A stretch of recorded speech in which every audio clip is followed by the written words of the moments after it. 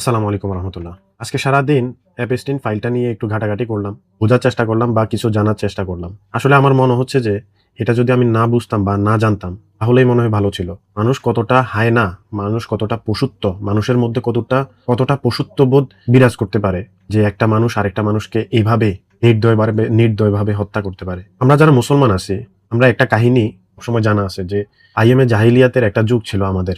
ওই যুগটা এতটাই অন্ধকার ছিল।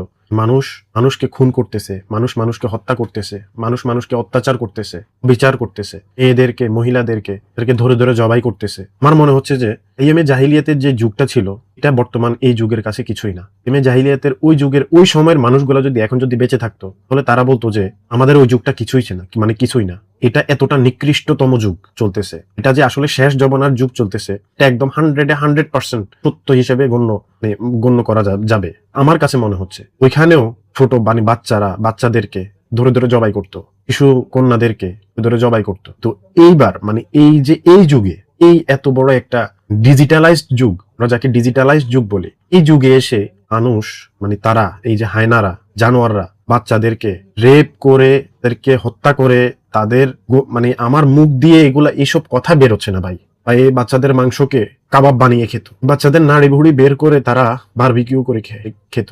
তোটা নিকৃষ্ট, তোটা নির্দয় শানরূপী জানোয়ার হতে পারে এরা। একটু চিন্তা করেন ভাই, পশ্চিমারা যে আসলেই তাদের মনুষ্যত্ব তো বলা যাবে না, এটা তাদের যে জানোয়ারত্ব আছে, ওই জানোয়ারের যেই পাশবিকতা এটা কেউ হার মানাইছে। কিভাবে সম্ভবপর? ওরা নিজের সন্তানকেও পর্যন্ত ছাড় দেয় না। আমরা যে পশ্চিমা করি, ইউরোপ কান্ট্রিতে যাওয়ার জন্য পাগল হয়ে যায় আমরা বাংলাদেশি মানুষরা। এখানে গেলেই সেটেল হয়ে যাবে, এখানে গেলেই সকল কিছুর সমাধান হয়ে যাবে, লাইফটা সেটেল হয়ে যাবে। কি লাভ এই জীবনের? আমার মনে হয় যে আমার এই ক্ষুদ্র জীবনটাতে, তো 31 বছর চলতেছে, এই বয়সটাতে আমি সবকিছু আমার মনে হয় যে সবকিছু দেখা হয়ে গেছে। এখন শুধুমাত্র মৃত্যুটাই আমাদের জন্য অপেক্ষা করতেছে, কখন আমরা মরবো, বাস এতটুকুই আমাদের দেখার বাকি। আর মনে হয় যে এই জীবনে, এই ক্ষুদ্রতম জীবনটাতে আমাদের আর কোনো কিছু দেখার বাকি নাই।